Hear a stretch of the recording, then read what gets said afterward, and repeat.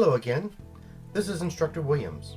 I am the technology instructor for the Antioch Public Library District. I would like to thank you for watching our YouTube video today. In today's video, we will be going over PowerPoint 2016 Intermediate Part 2. The objectives for our video today include making colored outlines, doing shape effects, doing transitions, doing animations, both manual and automated. Let's get started. To get started with today's video, the first thing we need to do is open up the PowerPoint that we created from the previous video. As you can see here, I have saved it on my desktop, so I am simply going to double click and open this. And this is our PowerPoint 2016 Intermediate Part 1. Now we're going to change this to Part 2. Outline color. In the last video we left off on how to make shapes in the slideshow. So we have created this arrow on the very last slide. And what we can do with the shapes is we can change the outline color to be different than the fill color. And we do that simply by clicking on the image, making sure we are on the Home tab, following the groups until we get to the one called Drawing. And in the right hand area of this group we can see Shape Outline. And if I click this drop down arrow next to it, I get an expanded menu and it gives me a color palette. So if I wanted, I could choose the shape outline to be red. And you can see there's a thin red line that outlines the arrow. Now I do have other options with that in addition to color. I can choose more colors. I have an eyedropper. I can choose the weight. I can choose the outline to become dashes. The weight determines the thickness of that outline. So I can come down here and do a 3-point weight, and you can see that the red line gets significantly thicker. In a similar way, I can change the fill color. Once again, back in the Drawing tab, I can come up to the very top part of this right section where it says Shape Fill. I can do a drop down and I can choose a different color to change the fill color. Now I have a green filled arrow with a stark thick red outline. If I wanted to change the outline color, I would simply come back to Shape Outline and change the color. Now I have yellow and green. Shape Effects. If I wanted to change the effects of my shape, and we will try this with a new slide,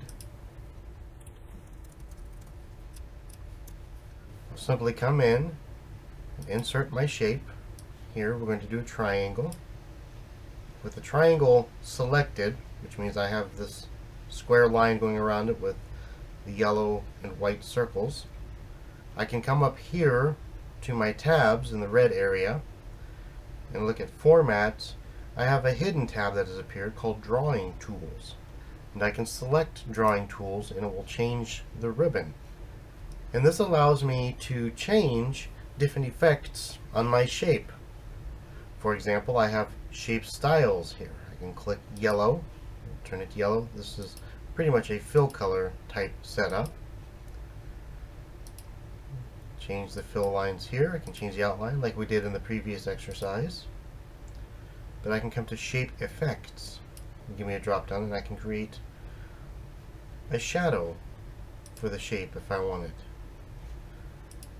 I could do a reflection so that a small portion of the shape is lightly reflected as if it's standing on a mirror. I could choose to give it soft edges so that it looks smooth. I could choose to bevel it so that it looks like it might be slightly recessed, giving it a little bit of a three-dimensional effect. I could do a 3D rotation.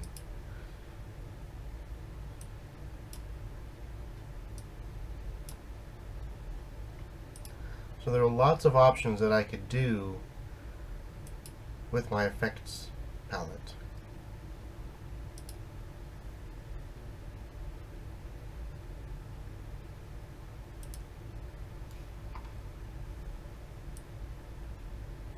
increase the size or decrease the size of the glow, the transparency of the glow.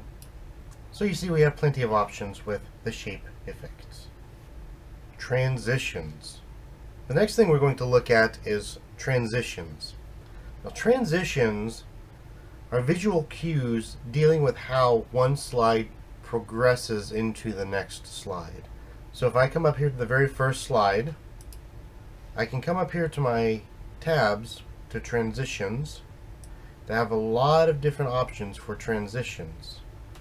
So I could choose to do random bars as a transition. So what happens is when I start the slideshow, you see the random bars guide the transition of that first slide into the PowerPoint. I'm going to exit the slideshow by hitting escape, and we can add a transition into the second slide. Maybe we'll do curtains, and it gives us a sample of what that looks like. And maybe for slide 3 we can do prestige. Now if we look at this transition to this slide group, on the right hand side we see arrows that go up and down, so we can click this down arrow and see that we have more transition styles that we could choose from. For example, I could bring number 4 in with glitter.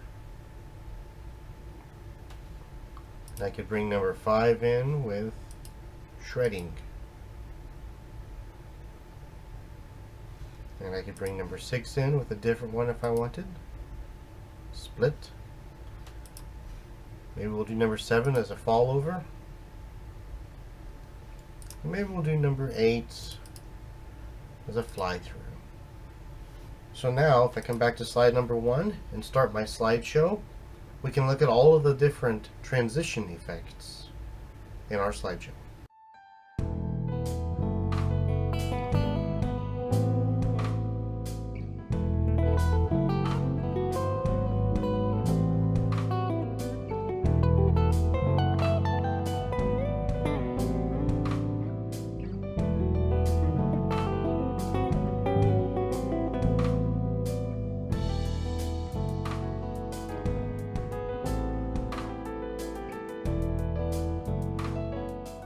End of slideshow.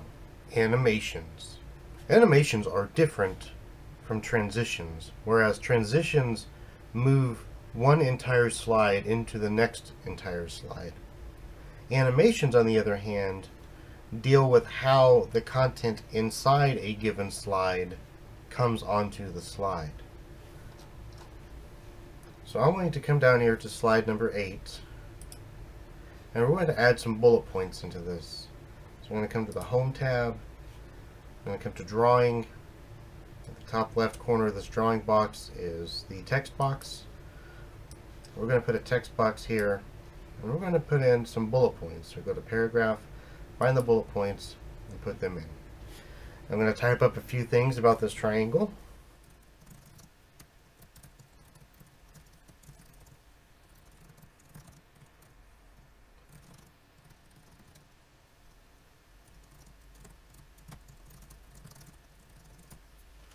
So there we have it. We have 5 bullet points describing this triangle and this slide.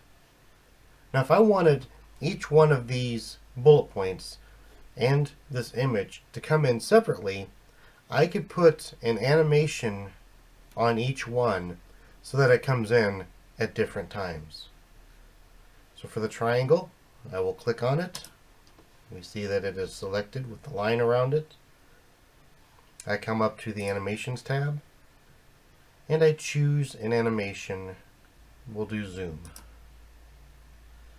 And it gives us a quick sample of what that looked like. And we can see here that the number 1 is next to the things that will be animated. Now we're going to deal with the bullet points. I'm going to move this down a little bit. Now I'm going to select the first bullet point and choose a zoom animation.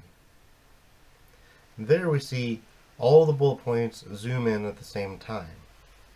However, what I can do is I can click on the second one here and choose this effects option here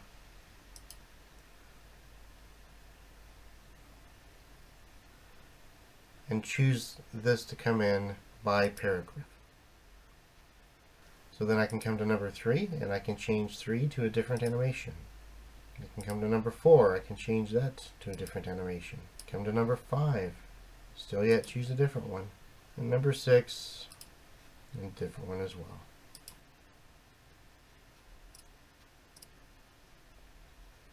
Now when I play the slideshow, and I go from slide number 7 to slide number 8, I see the different animations. That is what we call the manual animations. So each animation happens with a separate click on the mouse or press of the down arrow on my keypad. If I wanted all of this to come in automatically, I could set that to be automated. So I could set the shape effects title and the shape to come in on click. So when I click, it will come in. Then I can come to animation number 2, and I could change that to be after previous and let it go for a second. I can do number 2 the same way. After previous, let it go for a second. After previous. Now if you notice, all the numbers are now changing to number 1, and that deals with how the animation is set. So now I can come to number 7, start the slideshow, choose to advance to slide number 8,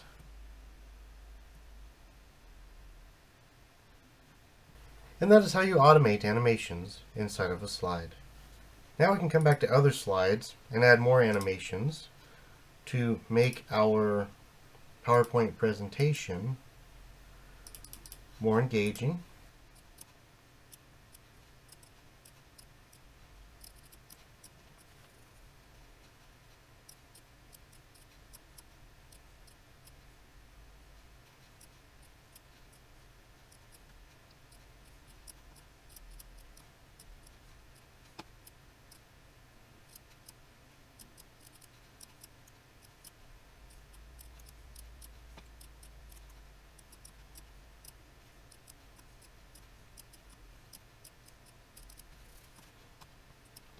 Now we can play the slideshow with everything animated.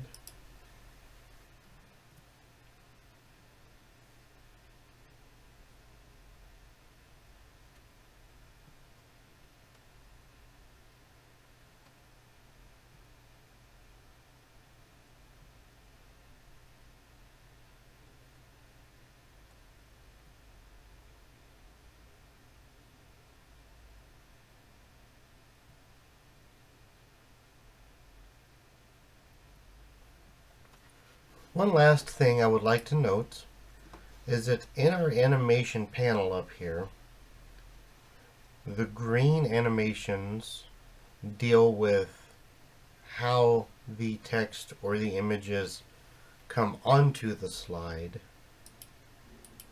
and the red deal with how they disappear.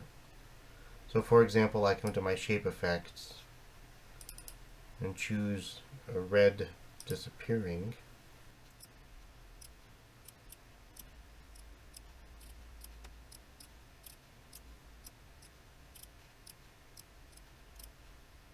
So that when I play this slide, things disappear instead of up here.